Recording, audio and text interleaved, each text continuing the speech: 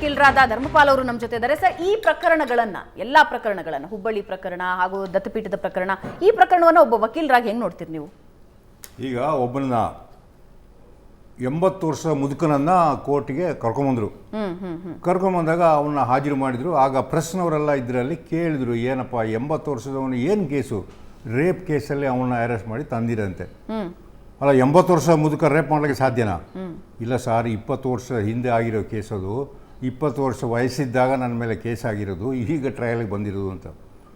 ಈಗ long pending ಕೇಸ್ಗಳ ಬಗ್ಗೆ ವಕೀಲರು ಆಗಿದ್ದರು, ಉಮೇಶ್ರವರು ACP ಆಗಿದ್ದರು, ಎಲ್ಲ ಪ್ರಕ್ರಿಯೆಗಳು ಅವರಿಗೆ ಭಾಳ ಚೆನ್ನಾಗಿ ಗೊತ್ತಿದೆ. ಅವರಿಗೆ ಲಾಂಗ್ ಪೆಂಡಿಂಗ್ ಕೇಸಸಲ್ಲಿ ಒಂದು ಆರೋಪಿಯ ಜವಾಬ್ದಾರಿ ಕೂಡ ಇದೆ. ಯಾಕಂದರೆ ಅವನಿಗೆ ವಾರಂಟ್ ಇದೆ, ಸಮನ್ಸ್ ಇದೆ ಅಂತ ಆದರೆ ಅವನು ಕೂಡ ಕೋರ್ಟಿಗೆ ಹಾಜರಾಗಿ ಅದನ್ನು ರಿಕಾಲ್ ಮಾಡಿಸ್ಕೊಂಡು ಕೇಸ್ ಮುಗಿಸ್ಕೊಂಡು, ಒಬ್ಬ ಕಾರ್ಯಕರ್ತನ ಮೇಲೆ ಒಂದು ಕೇಸ್ ಆಗಿದ್ದಾಗ ಅವನು MLA ಆಗಿ ಮಂತ್ರಿ ಆಗಿದ್ದಾಗ ಅದು ಹೊರಗೆ ಬರ್ತದೆ ಕೇಸು.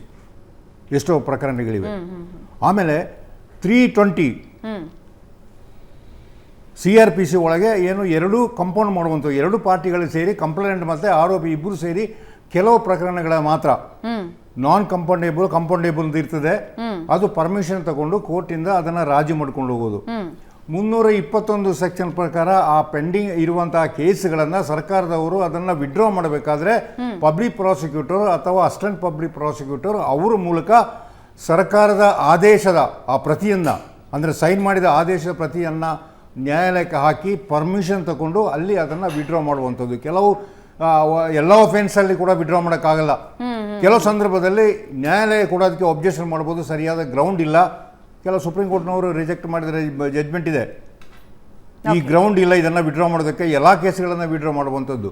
ಈಗ ಹುಬ್ಬಳ್ಳಿ ಪ್ರಕರಣ ಆಗಲಿ, ಏನು ದತ್ತಪೀಠ ಪ್ರಕರಣ ಆಗಲಿ, ಯಾವುದೇ ಇರಲಿ, ಹಳೆ ಕೇಸುಗಳಲ್ಲಿ ಅವ್ರ ಮೇಲೆ ಕೂಡ ಜವಾಬ್ದಾರಿ ಇತ್ತು. ಆ ಆರೋಪಿಗಳ ಬಂದು ಕೋರ್ಟಿಗೆ ಹಾಜರಾಗಿ ಕೇಸ್ ಮುಗಿಸ್ಕೊಂಡು ಹೋಗುವಂಥದ್ದು. ಇವಾಗ ಇದೇನು ಸರ್ಕಾರ BJP ಇರಲಿ ಕಾಂಗ್ರೆಸ್ ಇರಲಿ ಸರ್ಕಾರದ ಪ್ರಶ್ನೆ ಇಲ್ಲ. ಇವಾಗ ಏನಂತ ಹೇಳಿದ್ರೆ ಹಳೆ ಪ್ರಕರಣ ಏನಿದೆ, ಡೈರೆಕ್ಟರ್ ಜನರಲ್ ಪೊಲೀಸ್ ಅಥವಾ SP ಅವರೆಲ್ಲ ಆದೇಶ ಮಾಡ್ತಾರೆ, ಉಮೇಶ್ ಅವರೇ ಅದನ್ನು ನೀವು ಹಳೆ ಕೇಸು ಏನು ಲಾಂಗ್ ಪೆಂಡಿಂಗ್ ಕೇಸ್ ಏನಿದೆ ಅದನ್ನು ಕ್ಲೋಸ್ ಮಾಡಿ ಅಂದರೆ ಯಾವುದೇ ರೀತಿಯಲ್ಲೇ ಕ್ಲೋಸ್ ಮಾಡಿ, ಚಾರ್ಜ್ ಶೀಟ್ ಹಾಕಿ, ಇಲ್ಲದ್ರೆ ಚಾರ್ಜ್ ಶೀಟ್ ಹಾಕಿದ್ದನ್ನು ಆರೋಪಿಯನ್ನು ಹುಡುಕಿ ಅದನ್ನು ತಂದು ಹಾಜರುಪಡಿಸಿ ಅದನ್ನು ಕ್ಲೋಸ್ ಮಾಡಿಸಿ ಅಂತ ಹೇಳುವಂಥ ಆದೇಶ ಹೊರತು ಉದ್ದೇಶಪೂರ್ವಕವಾಗಿ ಒಂದು ಸರ್ಕಾರ ಇನ್ನೊಂದು ಸರ್ಕಾರಕ್ಕಲ್ಲ. ಹಿಂದಿನ ಸರ್ಕಾರ ಇದ್ದಿದ್ರೆ ಅವರು ಕೂಡ ಅಪ್ಲಿಕೇಶನ್ ಹಾಕಿ ಅದನ್ನು ವಿಡ್ರಾ ಮಾಡಿಸ್ಕೋಬೋದಿತ್ತು. ಬರೀ ಓರಲ್ ಆದೇಶ ಅಲ್ಲ ಅದು, ಅವರು ವಿಡ್ರಾ ಮಾಡಬೇಕಿತ್ತು. ಇವರು ವಿಡ್ರಾ ಮಾಡಿದ್ರು. ಈಗ ಸಾಮಾನ್ಯವಾಗಿ ಏನಂದರೆ ಪಬ್ಲಿಕ್ ಏನು ಹೋರಾಟ, ರೈಟ್ ಗೀಟ್, ಈಗ ಕಾವೇರಿ ಇಶ್ಯೂ ಬಂದಾಗ ಆವಾಗ ಕೊರೋನಾ ಇತ್ತು, ಆವಾಗ ಪ್ರೊಸೆಷನ್ ಹೋದ್ರು, ಆವಾಗ ಆ ಕೇಸ್ಗಳನ್ನೆಲ್ಲ ವಿಡ್ರಾ ಮಾಡಿದರು. ಕೆಲವು ಕೇಸ್ಗಳನ್ನು ವಿಡ್ರಾ ಮಾಡಿದ ಕೇಸ್ಗಳನ್ನು ಅದ್ವಾನಿ ಮತ್ತು ಇದನ್ನೆಲ್ಲ ಕರಸೇವಕರ ಮೇಲೆ ಏನಾಯಿತು ಕೇಸು, ಪುನಃ ರಿಓಪನ್ ಆಗಿ ಕೆಲವರು ಸತ್ತು ಹೋದ ನಂತರ ಅದು ಏನೋ ಬೆಳಕಿಗೆ ಬರ್ತದೆ. ಆದ್ದರಿಂದ ಇದು ಸರ್ಕಾರದ ಅಥವಾ ರಾಜಕೀಯವಾಗಿ ನಾವು ಅದನ್ನು ಚರ್ಚೆ ಮಾಡುವಂಥದ್ದಲ್ಲ, ಕಾನೂನಾತ್ಮಕವಾಗಿ ಇರುವಂಥದ್ದ ಆದೇಶವಾಗಿ ಏನು ಮಾಡ್ತಾರೆ ಒಂದು ಹೈಯರ್ ಪೊಲೀಸ್ ಆಫೀಸರ್, ಅದನ್ನು ಆ ಫೈಲ್ಗಳನ್ನು ಕ್ಲೋಸ್ ಮಾಡುವಂಥ ಒಂದು ಪ್ರಕ್ರಿಯೆ ಅಷ್ಟೇ. ರೈಟ್. ಆದ್ರೆ ಕೇವಲ ಈ ಪ್ರಕರಣಗಳೇ ಹೆಚ್ಚಾಗೋದಕ್ಕೆ ಕಾರಣ ಅಂತ ಹೇಳಿದ್ರೆ, ಒಂದು ಇವರು ಹೋರಾಟ ಮಾಡ್ತಾ ಇರ್ತಾರೆ ಬೇರೆಯವರು, ಇನ್ನೊಂದು ಈ ಪ್ರಕರಣ ಮಾತ್ರ ಅಲ್ಲ, ಎಲ್ಲಾ ಪ್ರಕರಣ ಕೂಡ ಈ ಒಂದು ಪ್ರಕರಣ ಮಾತ್ರ ಇದನ್ನ ತನಿಖೆ ಮಾಡಿ ಅಂತ ಆದೇಶ ಇರೋದಿಲ್ಲ.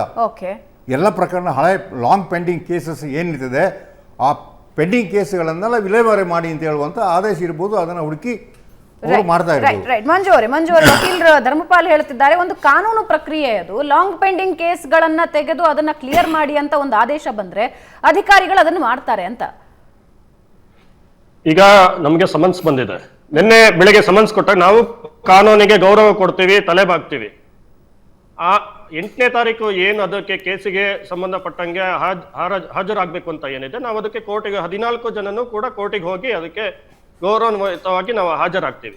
ಆದ್ರೆ ಈ ರಾಮ ಮಂದಿರ ಉದ್ಘಾಟನೆ ಆಗೋ ಸಂದರ್ಭದಲ್ಲಿ ಯಾಕೆ ಈ ಸರ್ಕಾರ ಬಂದಾಗ್ಲೇ ಯಾಕೆ ಪೆಂಡಿಂಗ್ ಕೇಸ್ಗಳನ್ನ ತೆಗೆದ್ರು?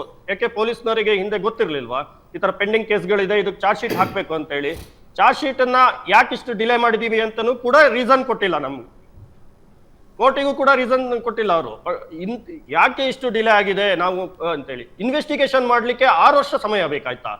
ಒಂದು ದತ್ತಪೀಠದಲ್ಲಿ ಆಗಿದಂತ ಪ್ರಕರಣ, ಅದು ಮಾರನೇ ದಿವಸನೇ ಆ ಗೋರಿಗಳು ಧ್ವಂಸ ಆಗುತ್ತೆ, ಮಾರನೇ ದಿನನೇ ಗೋರಿಗಳನ್ನ ಕಟ್ಕೊಡ್ಲಿಕ್ಕೆ ಆಗುತ್ತೆ ಪೊಲೀಸ್ನವರಿಗೆ. ಆದ್ರೆ ಇನ್ವೆಸ್ಟಿಗೇಷನ್ ಮಾಡಿ ಚಾರ್ಜ್ ಶೀಟ್ ಆಗಕ್ಕೆ ಇಷ್ಟು ವರ್ಷ ಬೇಕಾಯ್ತಾ ಇವರಿಗೆ? ಅದು ರಾಮ ಮಂದಿರ ಉದ್ಘಾಟನೆ ಆಗೋ ಸಂದರ್ಭದಲ್ಲಿ ಕಾಂಗ್ರೆಸ್ ಸರ್ಕಾರ ಬಂದಾಗ, ಅದರಲ್ಲೂ ಲೋಕಸಭೆ ಹತ್ರ ಇದ್ದಾಗಲೇ ಯಾಕೆ ಹಿಂದೂ ಕಾರ್ಯಕರ್ತರನ್ನೇ ಯಾಕೆ ಟಾರ್ಗೆಟ್ ಮಾಡೋ ಅಂತದ್ದು? ಎಸ್ ಅಬ್ದುಲ್ ರಜಾಕ್, 92ರ ಕೇಸನ್ನ ನಾವು ನೋಡ್ತಿದೀವಿ. 92ರ ಕೇಸನ್ನು ಕೂಡ ಇದೇ ರೀತಿ ರೈಟ್ ಹುಬ್ಬಳ್ಳಿಯಲ್ಲಿ. ಈಗ ಈ ಸರ್ಕಾರ ಬಂದಾಗ ಈಗ ಯಾಕೆ ಮಾಡಿದ್ದು ಅಂತ. ರೈಟ್ ಅಬ್ದುಲ್ ರಜಾಕ್.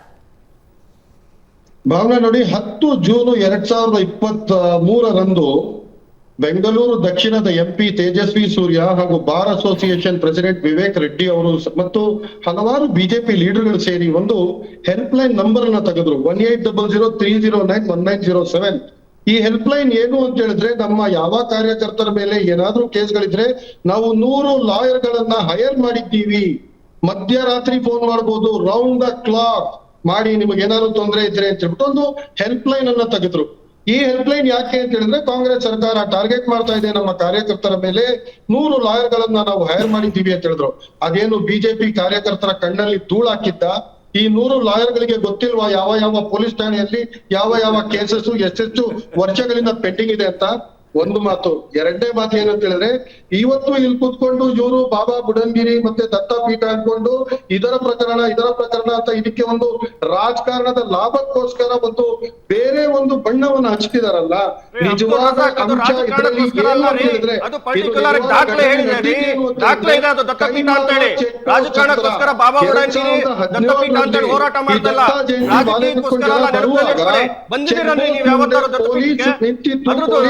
ಅಧಿಕಾರಿಗಳ ಮುಂದೆ ಕೆಲವೊಂದು ಗೂಂಡಾಗಳು ಅಲ್ಲಿಂದ ಬರ್ತಿರುವ ಮಾರುತಿ ಮುಸಲ್ಮಾನದ್ದು ಅಂತ ಗೊತ್ತಾದ್ಮೇಲೆ ಆ ಮಾರುತಿ ವ್ಯಾನ್ಗೆ ಹೊರಟು ಪುಡಿ ಕೂಡ ಚಿಕ್ಕಮಂಗ್ಳೂರು ರೂರಲ್ ಪೊಲೀಸ್ ಸ್ಟೇಷನ್ ಅಲ್ಲಿ ನಿಂತಿದೆ. ನಿಮ್ಮ ರಿಪೋರ್ಟ್ ಅನ್ನ ಕಳಿಸಿ ನೀವು ನೋಡ್ಬೋದು. ಈ ಮಾರುತಿ ಓಮ್ನಿ ವ್ಯಾನ್ ಅನ್ನ ಹೊಡೆದು ಆ ವ್ಯಾನ್ ಅಲ್ಲಿ ಕೂತಿರುವ ಜನರ ಮೇಲೆ ಹಲ್ಲೆ ಇವತ್ತು ಮುಂದೆ ಬಂದಿರೋದು. ಇದೇನು ದತ್ತಾಪೀಠಕ್ಕೆ ಹಾಗೂ ಬಾಬಾ ಬುಡನ್ಗಿರಿ ದರ್ಗಾಗೆ ಕನೆಕ್ಟೆಡ್ ಕೇಸ್ ಅಲ್ಲ. ಇವತ್ತು ರಾಜಕಾರಣಕ್ಕೋಸ್ಕರ ಬಿಜೆಪಿನವ್ರು ಬಂದ್ಬಿಟ್ಟು ಇದು ನಮ್ಮ ದತ್ತಾಪೀಠದ ಕೇಸು ನೋಡಿ ಇವತ್ತು ಎತ್ತಾಕಿದ್ದಾರೆ ಅಂತ ಜನರ ಕಣ್ಣಲ್ಲಿ ಧೂಳು ಹಾಕ್ಬಿಟ್ಟು ರಾಜಕಾರಣದ ಲಾಭ ಪಡೆಯೋಕೆ ಪ್ರಯತ್ನ ಪಡ್ತಿರೋದು. ಮತ್ತೆ ಹೈಕೋರ್ಟ್ ಕೂಡ ಅದು ದತ್ತಪೀಠ ಹಿಂದೂಗಳಿಗೆ ಸೇರಿದ್ದು ಅಂತೇಳಿ ಆದೇಶ ಮಾಡಿದೆ. ಅಲ್ಲೇ ಅರ್ಚಕರ ನೇಮಕ ಕೂಡ ಆಗಿದೆ. ದಾಖಲೆ ನೋಡಿ ಮಾಡಿರೋಂಥದ್ದು. ಯಾವುದೇ ರಾಜಕೀಯಕ್ಕೋಸ್ಕರ ಹೋರಾಟಗಳು ನಡೀತಿಲ್ಲ ಅಲ್ಲಿ. ಅದು ಹಿಂದೂಗಳ ಪೀಠ, ದತ್ತಾತ್ರೇಯ ಅವರು ತಪಸ್ ಮಾಡಿದ ಭೂಮಿ ಅಂತೇಳಿ ಮಾಡ್ತಿರೋಂತ ಹೋರಾಟ ಅದು. ನೀವು ಮಾಡ್ತಿರೋದು ರಾಜಕೀಯ ಇದರಲ್ಲಿ ನೋಡಿ. ಇವ್ರಿಗೆ ನ್ಯಾಯದ ಮೇಲೆ ಗೌರವ ಬರೋದು ಇವ್ರಿಗೆ ಬೇಕಾದಾಗ ಮಾತ್ರ. ಆದ್ರೆ ಯಾವಾಗ ಇವ್ರಿಗೆ ವ್ಯತಿರಿಕ್ತವಾಗಿ ತೀರ್ಪುಗಳು ಬಂದಿದೆ ಅವಾಗೆಲ್ಲವನ್ನೂ ನ್ಯಾಯಾಲಯದ ಎಗನೆಸ್ಟ್ ಆಗಿ ಇವ್ರು ಹೋಗಿದ್ದು. ಹಿಜಾಬ್ ತೀರ್ಪು ಬಂತು ಮೊನ್ನೆ, ಅವಾಗ ಏನ್ ಮಾಡಿದ್ರು? ಇಡೀ ಕರ್ನಾಟಕ ಬಂದ್ ಮಾಡಿದ್ರು. ಅದಾದ್ಮೇಲೆ ಕೆಜೆಹಳ್ಳಿ ಕೇಸಲ್ಲಿ ಭಯೋತ್ಪಾದಕರ ಮೇಲೆ UAPA ಹಾಕಕ್ ಹೋದಾಗ ಹಾಕ್ಲೇಬಾರ್ದು ಅಂತ ಹೇಳಿ ಇವರು ಹೋಗಿ ಕೋರ್ಟಿಗೆ ನಿಂತ್ಕೊಂಡು, ಇದಾದ್ಮೇಲೆ ರಾಮ ಮಂದಿರ ಶಟಪ್ ಒಂದ್ ನಿಮಿಷ ತಡ್ಕೊಳ್ರಿ, ಮಾತಾಡ್ತಾ ಇದ್ದೀನಿ. ರಾಮ ಮಂದಿರ ಆಗಿದ್ದು ರಾಮ ಮಂದಿರ ನನ್ನ ಮತ್ತೆ ಡಿಸ್ಟರ್ಬ್ ಮಾಡಕ್ ಹೇಳ್ಬೇಡಿ. ರಾಮ ಮಂದಿರ ಆಗ್ತಾ ಇರೋದು ಸುಪ್ರೀಂ ಕೋರ್ಟ್ ಆದೇಶದ ಮೇಲೆ. ಸುಪ್ರೀಂ ಕೋರ್ಟ್ ಆದೇಶ ಮಾಡ್ತೋದು ರಾಮನ ಸ್ಥಳ ರಾಮ ಮಂದಿರ ಆಗ್ಬೇಕು ಅಂತೇಳಿ. ಅದಾದ್ಮೇಲೆ ಸಿದ್ದರಾಮಯ್ಯ ಹೇಳ್ತಾರೆ ಈಗಲೂ ವಿವಾದಿತ ಸ್ಥಳ ಅಂತೇಳಿ. ಅದಾದ್ಮೇಲೆ ಇದೇ ಅಬ್ದುಲ್ ರಜಾಕ್ ಅವರು ನಿಮ್ಮ ಚಾನೆಲ್ ಅಲ್ಲಿ ಕೂತ್ಕೊಂಡು ಮೊನ್ನೆ ಹೇಳ್ತಾ ಇದ್ದಾರೆ, ಇನ್ ಸ್ವಲ್ಪ ದಿವಸ ಆದ್ಮೇಲೆ ಈ ರಾಮ ಮಂದಿರ ಹೊಡೆದಾಕಿ ಅಲ್ಲಿ ಮಸೀದಿ ಕಟ್ತೀವಿ ಅಂತೇಳಿ. ನಿಮ್ಮಂತ ಭಯೋತ್ಪಾದಕರಿಗೆ ದಮ್ಮು ತಾಕತ್ತಿದ್ರೆ ಮುಟ್ನೋಡಕ್ಕೆ ಏನು ಉಳ್ಕೊಂಡ್ರಲ್ಲ. ಅಂದ್ರೆ ರಾಮ ಮಂದಿರ ಆಗ್ತಿದ್ದು ಸುಪ್ರೀಂ ಕೋರ್ಟ್ ವರ್ಡಿಕ್ಟ್ ಮೇಲೆ. ಇವ್ರಿಗೆ ಸುಪ್ರೀಂ ಕೋರ್ಟ್ ಮೇಲೆ ನಂಬಿಕೆ ಇಲ್ಲ, ದೇಶದ ಕಾನೂನು ಮೇಲೆ ನಂಬಿಕೆ ಇಲ್ಲ. ಇವ್ರಿಗೆ ಬೇಕಾದಾಗ ಮಾತ್ರ ನ್ಯಾಯ, ಪೊಲೀಸ್ ಸ್ಟೇಷನ್, ನ್ಯಾಯಗಳು ಯಾವತ್ತು ನ್ಯಾಯದ ಪರವಾಗಿ ನಿಂತಿದ್ದಾರೆ. ಇದೇ ಅಫ್ಜಲ್ ಗುರು ಅವ್ರಿಗೆ ನೇಣು ಹಾಕ್ಬೇಕು ಅಂತ ಹೇಳಿದಾಗ ಬೀದಿ ಗೆಲ್ತಿದ್ರಿ. ಯಾಕೋಬ್ ಮೆಮನ್ಗೆ ನೇಣಿಗೇರಿಸಬೇಕು ಅಂತ ಹೇಳಿದ್ರೆ ಬೀದಿ ಗೆಲ್ತಿದ್ರಿ. ಜೀವನ ಪೂರ್ತಿ ದೇಶ ವಿರೋಧಿಗಳ, ದೇಶದ ದ್ರೋಹಿಗಳ ಜೊತೆ ನಿಂತಿರ್ತಕ್ಕಂಥ ನೀವು ಇವತ್ತು ಸುಪ್ರೀಂ ಕೋರ್ಟ್ ಬಗ್ಗೆ ಮಾತಾಡ್ತೀರಾ, ನ್ಯಾಯದ ಬಗ್ಗೆ ಮಾತಾಡ್ತೀರಾ. ಇವ್ರಿಗೆ ಯಾವ ಭಯೋತ್ಪಾದಕರು ಕಣ್ಣಿಗೆ ಕಾಣೋದಿಲ್ಲ. ರಾಮ ಭಕ್ತರು ಅಯ್ಯಪ್ಪ ಅಂತಿರೋರು, ರಾಮಕೃಷ್ಣ ಅಂತಿರೋರು ತಾಕತ್ತಿದ್ರೆ ಎಲ್ಲ ಕೇಸ್ಗಳು ತೆಗೀರಿ ಹಾಗಾದ್ರೆ.